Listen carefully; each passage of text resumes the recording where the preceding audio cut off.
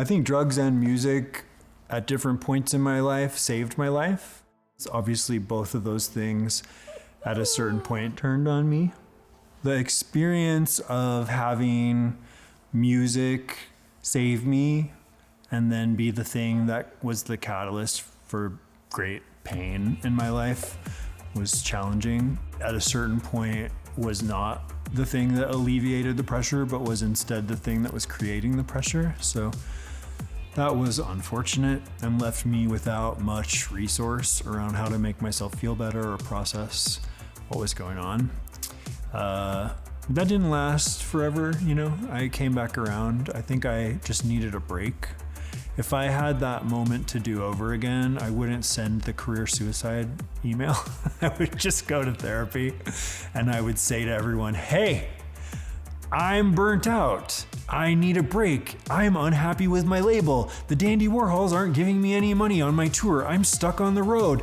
All of the things that I kept quiet at the time, I would say out loud. And it just wasn't cool yet, man, to talk about being mentally unwell. It was like very thick stigma that we were all in still. And I mean, I believe even now that can be challenging for people, but all the work that I did in mental health in the years since that was because I felt that I needed permission in that moment, external permission from someone somewhere to say that it was okay to say those things out loud and ask for help. And it just wasn't at that time. It just wasn't in the culture okay to say those things out loud yet.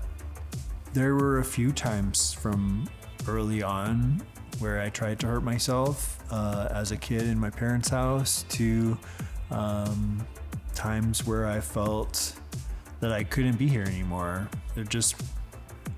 There are limits. We all have our limits, and I'm a really strong person, but I have my limits, and I have experienced those limits. I've been pushed past those limits at times, and I didn't have the resources or the inner agency to know what to do.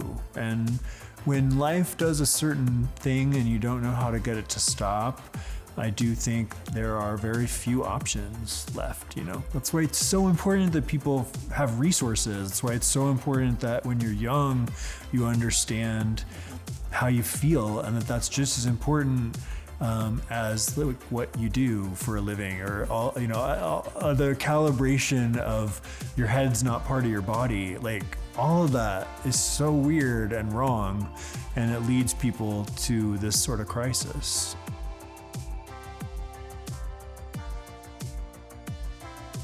Drugs brought me here, drugs took me out. I'm very pro meds. I had struggled to just fucking stay off coke in a small amount of time for even just days. I had struggled.